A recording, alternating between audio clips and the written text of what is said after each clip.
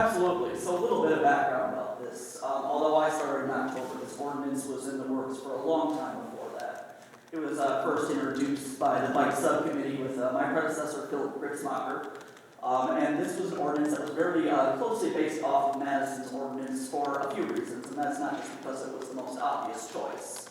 We looked at neighboring communities as well, looking at some of our other satellite communities, Fitchburg, Verona, etc. However, Madison's was by far the most specific and was tied specifically to parking recommendations, which this ordinance works in much the same light for the simplicity of interpretation. So this was based off of Madison because of our transportation and common urban context that we share. However, this was also based off of the experiences that Madison itself took from other gator communities such as Portland, such as Davis. Make no mistake, Sun Prairie is a very good bicycle city. However, this is a step to make it a great bicycle city. And there are a few ways in which you can determine some of these standards. I would say some of the previous comments is absolutely correct that in areas of poor transportation connectivity, you will see lower ridership. However, an important consideration that we've seen in plenty of studies from the Federal Highway Administration is that a combination of bike lanes, of bike infrastructure, and of end-use facilities. In other words, a place to put your bike is what will ultimately generate more ridership. And you usually see something about a third of people who are interested in biking but aren't doing it yet. Folks would say that it's a predetermined factor from keeping them behind.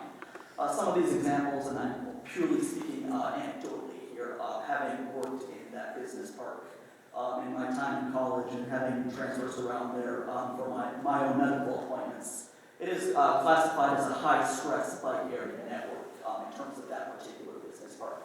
And again, not to cherry pick, and to be perfectly honest, if the ordinance goes in place as is in areas of Sun Prairie that have worse bike connectivity, we will see that for a time. However, I would encourage the council to consider time horizons. We're not just planning for the next 2 or 3 years. There will absolutely be bicycle vacancies. However, these buildings are going to be here for a long time, and we want to look past at least 20 years. Load share, which is the definition of how many folks drive their cars or bikes or walk to work, has continually been moving toward biking and walking. COVID only accelerated that trend. And we see that in Sun Prairie. We're not quite as high in numbers as Madison, but we're starting to get there. So this is a preemptive measure to do that now, to consider Sun Prairie residents far out in the future. This was also a key recommendation by the League of American Bicyclists when we were first certified as a bronze bicycle-friendly city, as a key step to being a silver licensed city, which would be to have this bicycle parking ordinance. So considering the sphere, this was based very closely off of bike parking, although I cannot take credit for writing the ordinance. This was very much in the works and is a product of the bike subcommittee, chiefly Jerry Shiva, who is a resident here of Sun Prairie and works as traffic engineer with the City of Madison. With that, I can also say that looking at some calculations, looking at a theoretical development, looking at, for example, at the southwest corner of that development that we looked at earlier, just looking at the theoreticals with the calculations, the number of bike racks that would be called for under the proposal as written right now would be a total of 27. In terms of square footage, that happens to take up the exact same amount of space as 2 car parking spaces. So while it sounds like a lot, the amount of space it takes up is not nearly as huge as that number may suggest. Happy to answer any other questions, but I will leave it at that for now.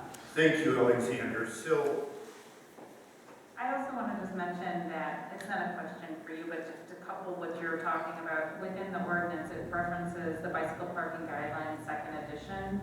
And so that's in multiple places within it, so that I imagine is part of where the thought process has come from as well.